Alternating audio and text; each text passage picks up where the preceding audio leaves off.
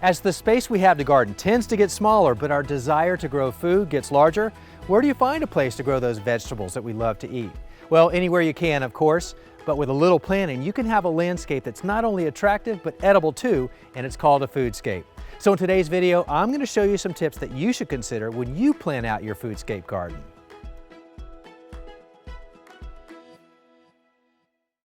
Now, when you're trying to grow food in your front yard, especially when you live in a subdivision, you might need to be a little more careful with your plant design.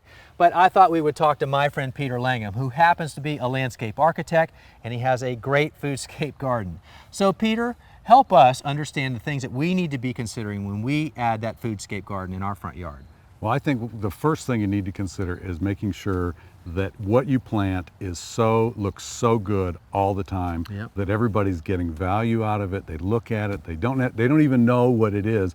What they want to know is does that yard look great? Right. So whether it's edible or not makes no difference to them. They probably don't even know it's edible or not. That's right. But this does look great. So as you're making your plant choices in your design elements, what are you thinking about here? Well, I'm thinking about the contrast and the color.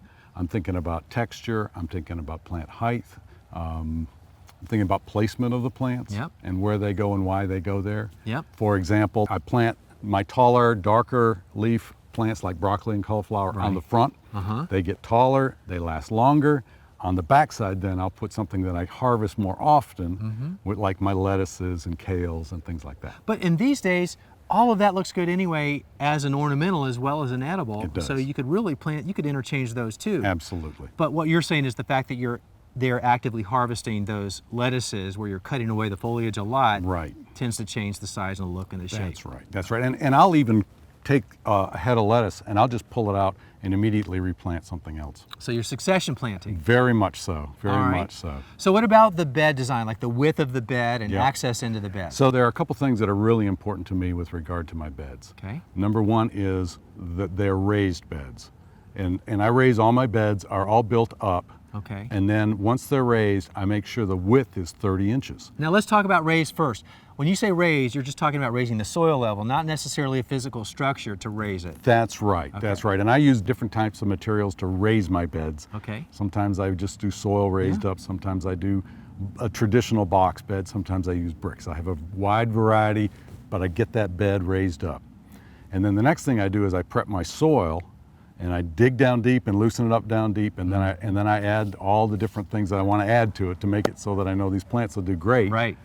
And then what I do is I shape the beds. Okay. So I have a curvilinear design in my front yard bed here, but if you'll notice there, everything is 30 inches wide, with a few exceptions where I have to fill in the gaps.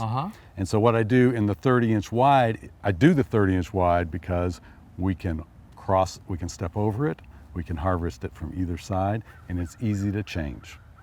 The wider areas I'll come in with cauliflower or cabbage or collards or something that has the big broad leaves and can fill out a big space. Yep. So you're planting what looks good. Yep. You're planting what's appropriate for the space. Yep. You're planting what you like to eat, no doubt. Absolutely. Right. And then you're just taking best practices to make sure that it's going to survive once it's in place. That's right. Sounds pretty doable to me. It's pretty fun. Okay. Thanks, Peter. Uh-huh. There are a lot of great qualities of having a foodscape garden, but it doesn't have to be all about the food. In fact, you still can have great ornamentals in there too that attract pollinators, like this black and blue salvia right here. There are bees galore all over these plants. Plus, it's a great complement with this purple against the chartreuse and the reds. What a great combination. But back to what Peter was saying earlier, when he talked about as he harvests his edibles out of his bed, he always uses that opportunity to put something new in its place. So if you play your cards right and you do a little advanced planning, you've got that backup team ready to take the field. So that's what he's done here. He has these exact plants as small seedlings that are going to now fill the void. And this is also the perfect opportunity to improve and prep the soil because you've got that blank slate, so you might as well take advantage of it. And so that's what he does because he's always mounding up this area, and so this is the perfect time for that. So a good soil of choice is something with a lot of organic matter in it that's basically composted. So today that's what we're going to do with this Soil Cube product. It's composted soil, and we're going to add some of that. It's OMRI approved, and so we're going to use a relatively small bag, and we'll just mix that into the area while maintaining the overall shape.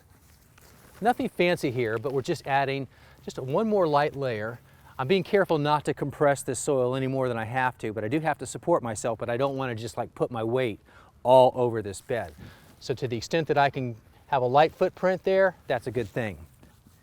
Now, there's no need to till this in. In fact, you don't even want to, because you don't want to disrupt the microbial life and the established soil patterns that are in here already. So you just leave it on top and top dress it. But one more thing that you can do to add a little more nutrient to this area, because we're talking about leafy crops and they love nitrogen, they're heavy feeders that way. So I like to use a slow release organically derived source of nitrogen. So I use a little bit of Milorganite and just a small handful over the top, just a top dressing is all that you need. And then this will continue to feed these plants over the rest of the fall season in a very safe and effective way. So it's as simple as that, and that should be sufficient. Of course, you can always look on the packaging to know exactly how much to apply. And then it's a matter of adding your plants, and that's the fun part.